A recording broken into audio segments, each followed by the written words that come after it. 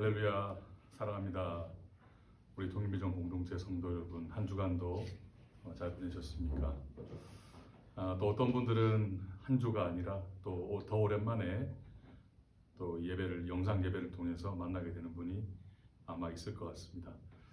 이 시간에 여러분 가정에서, 또 어떤 분들은 직장에서, 다양하게 여러분의 삶의 자리에서 예배드리는 그 모든 여러분의 삶의 그 모든 자리 가운데 주님의 은혜가 함께 있기를 원합니다. 먼저 중요한 광고 말씀을 드리겠습니다.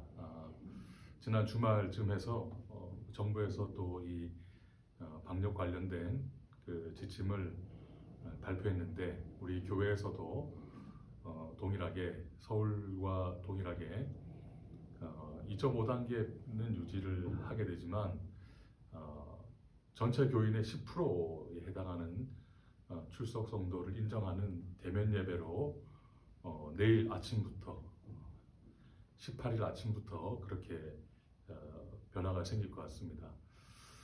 그래서 이제 다음 주일인 24일에 어떻게 될 것인가에 대해서 지금 이 시간 주일 17일 주일 오전입니다만 좀 더 자세한 내용은 정리를 해서 주중에 다시 여러분들에게 목자 섬김회를 통해 안내드리도록 하겠습니다. 어쨌든 대면 예배로 전환이 되어서 너무 반갑고, 그러나 인원 제한이 있기 때문에 이게 어떻게 될지는 정확하게 지금 잘은 모르겠지만 우리 모두에게 가장 좋은 방법을 교회 내에서 의논해서 여러분들 안내를 해드리도록 하겠습니다. 지난 금요일까지 해서 이제 3주간의 특별 새벽 기도회가 이제 다 마무리가 됐습니다. 3주라는 시간이 참 길 수도 있지만 저 개인적으로는 하루하루 정말 은혜가 깊은 시간이었고, 아마 여러분들 중에도 매일 아침 실시간으로 혹은 이후에라도 함께 하신 분들은 정말 그 은혜가 넘치는 말씀이었고 또 시간이었을 것이다, 그렇게 아마 고백할 것입니다. 2021년 한 해를 시작하면서 우리가 다른 어떤 것이 아니라 하나님의 말씀 가운데 다시 한번 엎드리고 그 말씀을 붙들고 또 믿음의 결단을 해 나가는 우리 모두가 되어야 될 줄 믿습니다. 지난주에도 예배를 드리고 많은 분들이 응답해 주셨습니다. 저희가 지금 예배 드리는 이 방식은 아마 유튜브로 예배를 이렇게 클릭해 들어오신 분들은 이 영상만 볼 수 있지만, 제가 목자 섬김을 통해 드린 그 링크를 눌러보시면 예배 순서가 온전히 다 되어 있습니다. 그래서 사도신경부터 시작해서 또 공동기도, 그리고 또 예배를 여는 찬양도 있고요, 또 말씀 기도 시간도 있고, 또 이후에 있는 파송 찬양도 있고, 또 주일 예배 안내도 있고, 또 그 이후에 여러분들 예배를 드리면서 믿음의 결단이나 또 여러분 마음의 다짐들을 이렇게 작성할 수 있는 그 칸이 있습니다. 원래 우리가 예배를 드릴 때 예배라고 하는 것이 우리가 소극적으로 참여하는 것이 아니라 그야말로 우리가 적극적으로 예배에 함께 들어와서 기도도 하고, 우리 입을 열어 마음의 깊은 곳에 기도도 하고, 또 힘차게 찬양도 하고, 말씀을 들으면서도 아멘도 하시고, 또 우리가 기록도 하시고, 또 마음 가운데 다짐을 주님께 드리는 그 모든 것들이 다 동반돼야 되기 때문에 믿음의 결단이라고 하는 그 란을 여러분들 꼭 누구에게 보낸다라고 생각하지 마시고, 여러분 스스로 주님께 다짐한다는 그런 마음으로 그 공간을 활용하셔서 작성해 주시면 감사하겠습니다. 그리고 저도 여러분들이 보내주신 그 내용들, 어떤 분들은 간략하게 쓰시기도 하지만 어떤 분들은 정말 아마 여러분 스마트폰으로 정말 그 손가락으로 하나하나 치셔서 아마 하실 텐데, 정말 장문의 내용들을 보내주시는 분이 많이 계십니다. 영상을 보시는 분들에 비해서는 그 제출하시는 분들의 숫자가 확연히 적지만, 그래도 그분들이 보내주신 그 내용들을 보면서 저 나름대로는 성도님들이 이런 마음으로, 이런 생각으로, 이런 지금 신앙의 자세를 가지고 서 계시구나라는 것들을 이런 지금 비대면 상황 가운데 알게 되는 것 같아요. 그러니 우리 모두에게 유익이 됩니다. 오늘도 예배를 드리시고 여러분들 마음 가운데 있는 다짐들을 마음에만 두지 마시고 여러분들 그 공간을 활용하셔서 써 보내주시면 우리 모두에게 더욱 큰 은혜가 될 것 같습니다.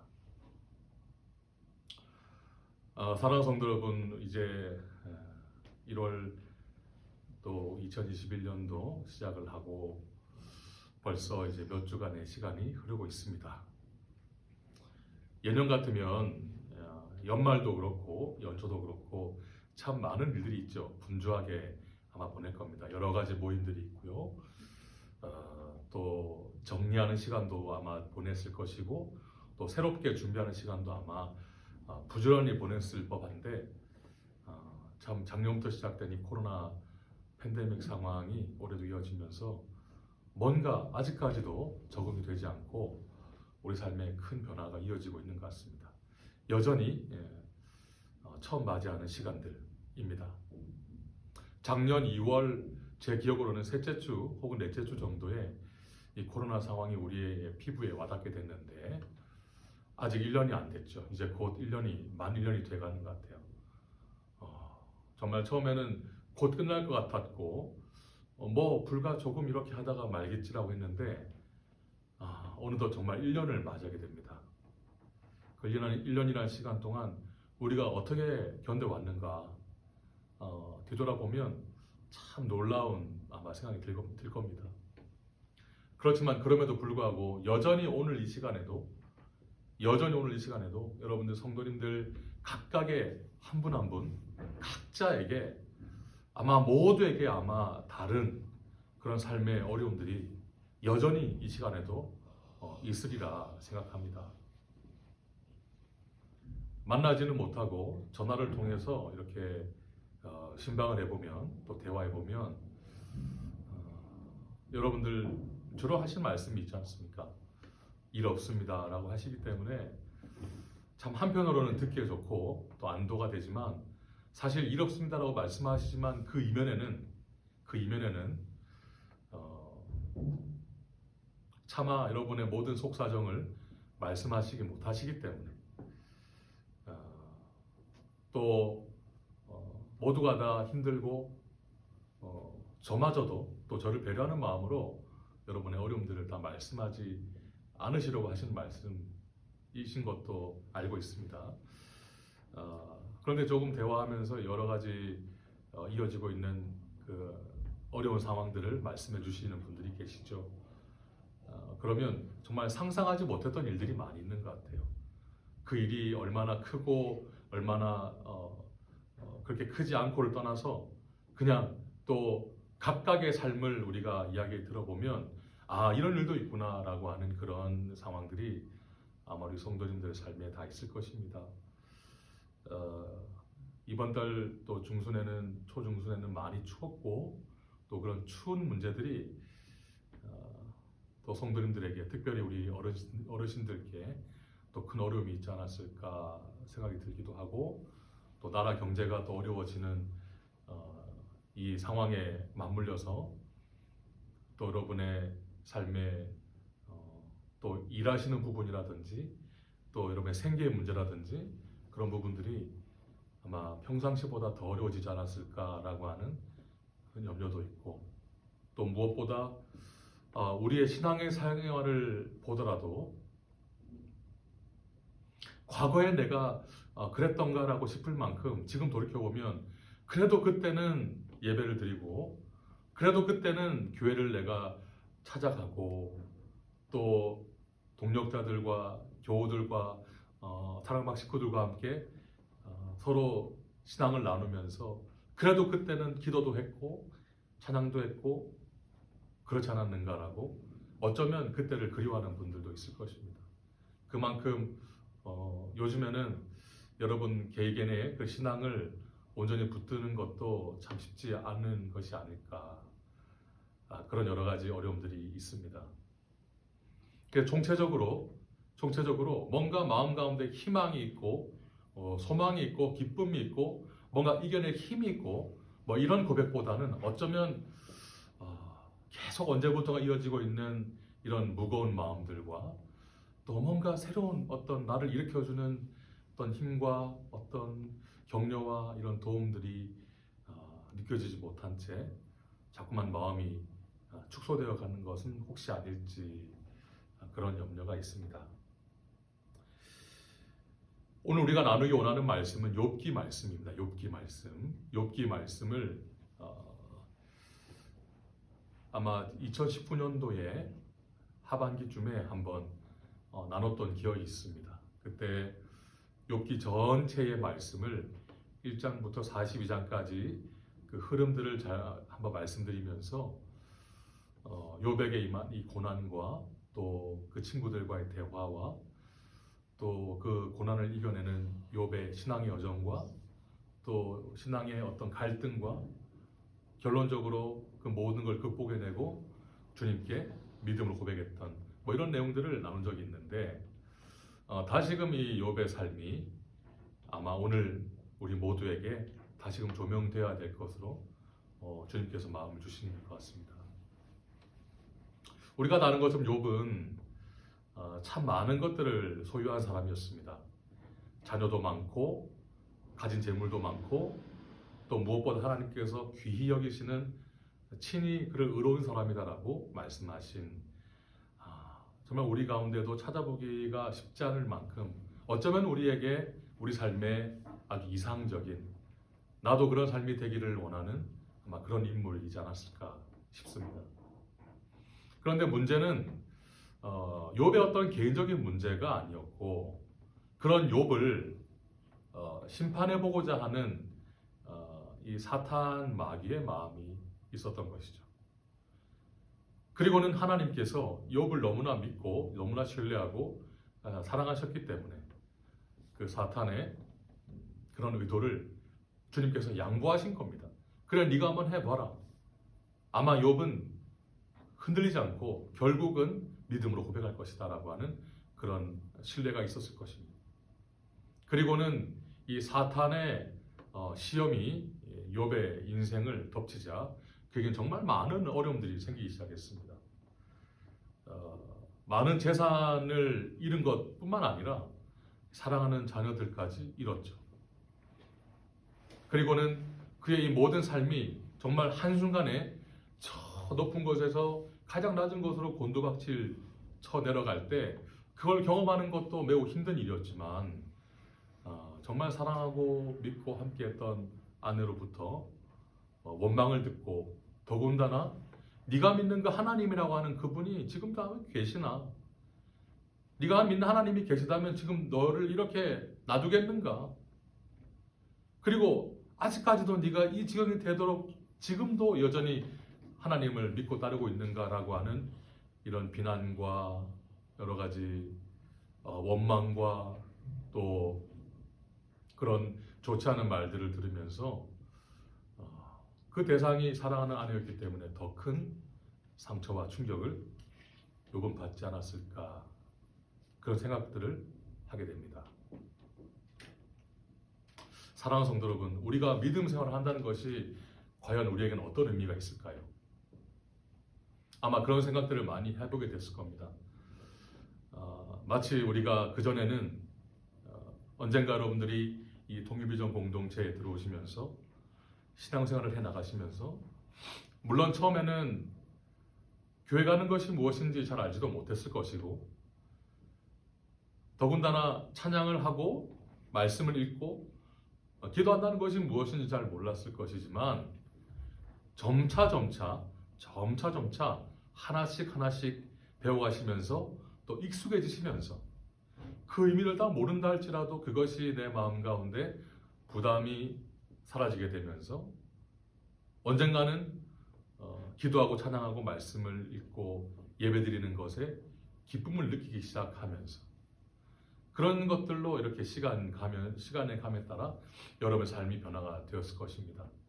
또 그런 고백들을 많이 하신 것을 듣게 되었고요. 그래서 여러분들의 집에서 교회에 가깝지 않은 그런 먼 거리를 또 교회에서 운행하는 차를 타시고 어떤 분들은 또 자가차를 이용하셔서 또 어떤 분들은 대중교통을 몇 번을 갈아타시고 오시는 그 발걸음까지 이어지게 된 것이죠. 돌아보면 그 모든 변화가 매우 놀라운 변화이지 않겠습니까? 왜냐하면 우리는 하나님이라고 하는 존재를 전혀 알지 못하고 살아왔습니다. 과거에 많은 시간 동안 정말 결코 무시할 수 없는 시간의 그 분량만큼 우리는 하나님이라는 존재를 전혀 알지 못하고 살아왔고, 또 반대로 하나님이 아닌 그 다른 어떤 존재가 마치 우리 지금 삶에 하나님과 같은 그런 존재가 되어버린, 그렇게 강요받은, 그렇게 세뇌받은 그런 삶을 살아왔습니다.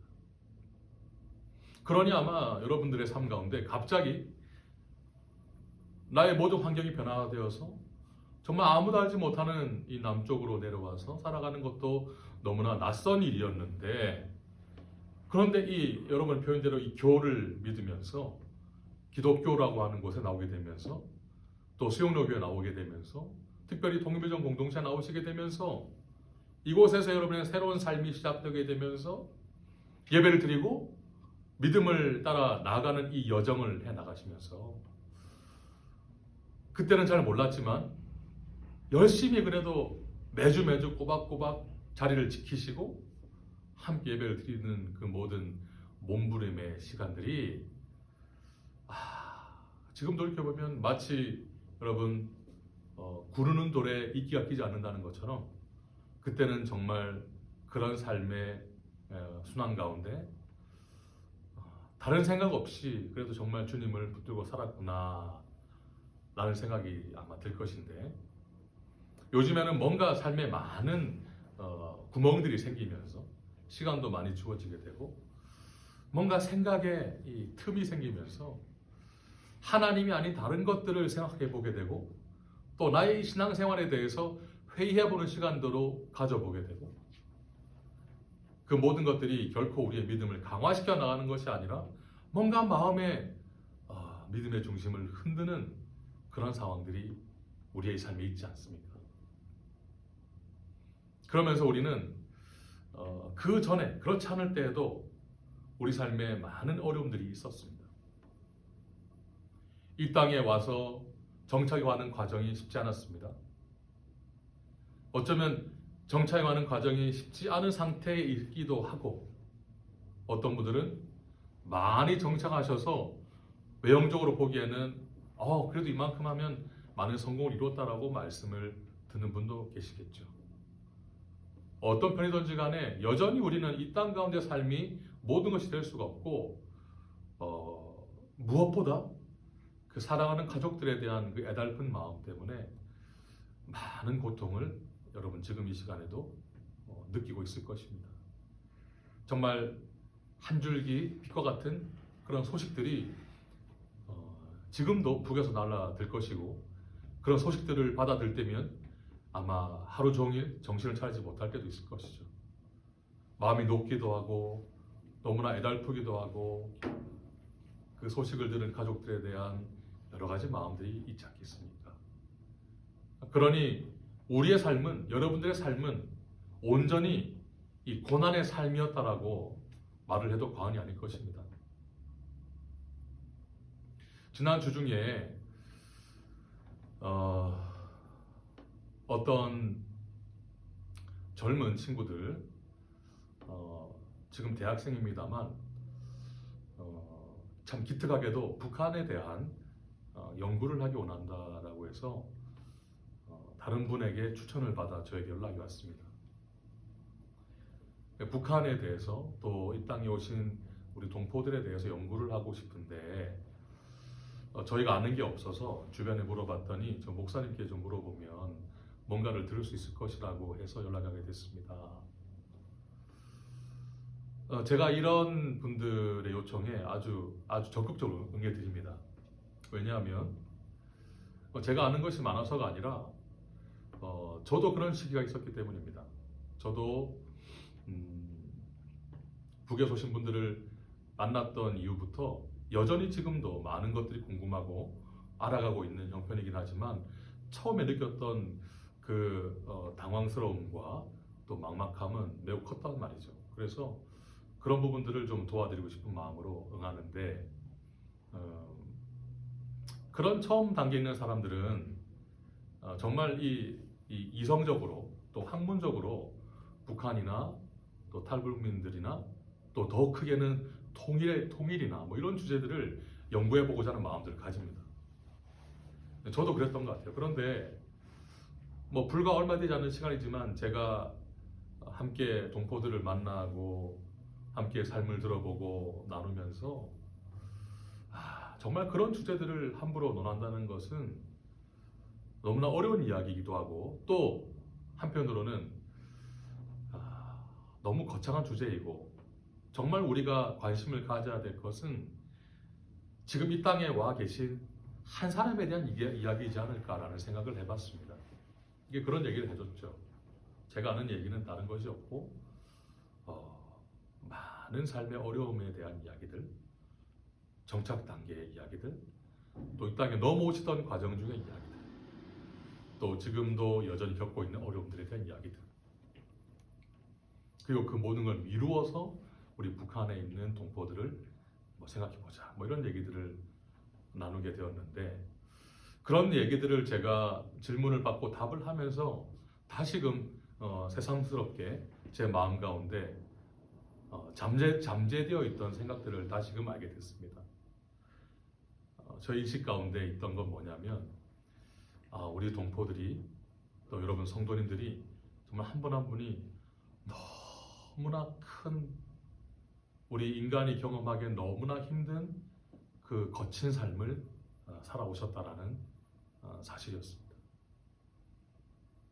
지금은 매일매일 만나고 대화하고 듣고 하기 때문에 이제 저도 여러분의 삶에 너무 깊게 들어와 있다 보니 때때로는 적응하지 못할 때가 있는 것 같아요.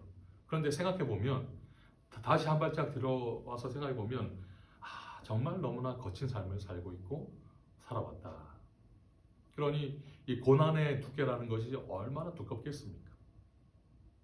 너무나 힘든 삶을 살아왔던 것이죠. 그 거친 삶을 이루다 말을 할 수가 없습니다. 하지만 그런 삶 가운데 우리에게 그전과는 다른 한 가지 변화된 사실이 있다면 그것은 우리가 예수 그리스도라고 하는 존재를 알게 됐다는 것이죠. 이전처럼 똑같이 어렵게 힘들게 살아가고 있더라라는 것이 아니라 우리가 언젠가는 어느 시점에 주님이라고 하는 존재를 알게 되었고 그 주님으로 말미암아 우리가 최소한 한 번 이상은 눈물을 흘렸고 마음이 동했고 감동을 받았으며 우리 입술의 고백으로 이제 주님을 위해 살겠습니다라고 고백을 아마 했을 것입니다. 그러니 우리는 이제 신앙인이 된 것이죠. 우리는 지금 이미 주님과 함께 걸어가고 있는 삶입니다. 그러니 세상 어느 상황 가운데 어려운 이야기들을 말하는 것이 아니라 우리는 마치 욥과 같은 존재입니다. 하나님을 알고 주님을 나의 구주로 고백해 나가지만 여전히 인간 세상에 매여 있는 몸이기 때문에 여러 가지 인간사의 희노애락을 겪으면서 또 신앙으로 부딪히면서 그럼에도 불구하고 흔들리지 않는 삶의 중심을 붙잡기 위해 부던 애를 쓰는 그런 삶의 모습이죠. 오늘 우리가 택한 본문은 욥기 말씀 중에서도 마지막 42장이 아니라 중간쯤에 해당하는 23장의 말씀이었습니다. 이 많은 말씀들 중에 붙들기 원하는 말씀은 이 말씀이에요. 10절 말씀이에요. 제가 한번 읽어드립니다. 그러나 내가 가는 길을 그가 아시나니 그가 나를 단련하신 후에는 내가 순금같이 되어 나오리라. 아멘. 이 말씀은 욥기에 있는 말씀 중에 가장 유명한 말씀들 중 하나입니다. 가장 중요한 말씀, 가장 유명한 말씀, 어쩌면 욥의 입에서 나온 고백 중에 가장 핵심적인 말씀 중에 하나이죠. 욥은 지금 고난을 받고 있습니다. 너무나 큰 고난을 이미 받았고 미리 말씀드린 대로 가진 모든 재산을 다 하루아침에 다 빼앗겨버렸고 또 사랑하는 자녀들을 다 잃어버렸습니다. 이런 삶의 마음의 그 느낌이 무엇일지 사실 쉽게 우리가 말을 하기는 어려울 것입니다. 직접 경험해보지 못한 분들은 아마 쉽게 논해서는 안 되겠죠. 저 또한 마찬가지입니다. 욥의 마음이 어떨지를 아무리 상상하지만 그와 비슷한 일을 겪지 못했기 때문에 다만 상상을 할 뿐, 헤아릴 뿐 다 알지 못합니다. 욥에게는 많은 친구가 있었습니다. 찾아와서 욥을 위해서 얘기해 주었습니다. 어떤 사람은 욥을 위한다고 하지만 그의 마음을 불편하게 했고 그의 생각을 더 혼란하게 하기도 했습니다. 이 모든 이야기를 통해 우리가 바라보는 것 중에 하나는 뭐냐면 욥이 참 대단하다고 생각되는 것이 이런저런 말을 듣고 어려운 가운데 이런저런 말을 듣고 삶이 흔들리고 요동치거나 어디로 치우친 것이 아니라 늘 그의 중심 가운데는 사람의 말이 아니라 그의 마음 가운데 살아계신 하나님을 바라보기 원했다는 것이죠. 자, 오늘 말씀은 이런 과정 가운데 있는 거예요. 23장 초반에 이런 말씀이 있습니다. 오늘도 내게 반항하는 마음과 근심이 있나니. 정말 솔직한 말이에요. 오늘도 여전히 내게 반항하는 마음과 근심이 있다는 것이죠. 그러니까 욥도 동일하게 고백하는 겁니다. 도대체 이해가 안 된다는 거예요. 납득이 안 된다는 거죠. 내가 왜 갑자기 이런 고난을 받게 되었는지에 대해서 동의할 수 없다는 겁니다. 하나님을 믿고 살아왔고 그 믿음으로 살아왔으면 내 삶에 어떤 죄를 지었다거나 어떤 잘못을 정하는 것도 없는데 하루아침에 이런 삶을 맞이하게 된 것이 도대체 납득이 되지 않고 너무나 화가 나고 결국 하나님께 반항의 마음이 든다는 것입니다. 내가 받는 재앙이 탄식보다 무겁다라고 말을 하죠. 그러면서 마음의 온전한 집중으로 주님을 붙들 수 있다라고 고백하지는 못한다는 얘기를 합니다. 하지만 중요한 것은 이겁니다.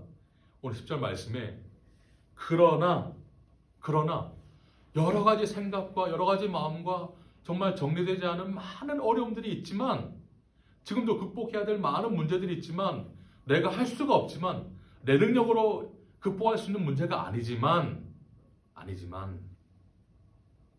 내가 가는 길을 그가 아십니다라고 고백하는 것이죠.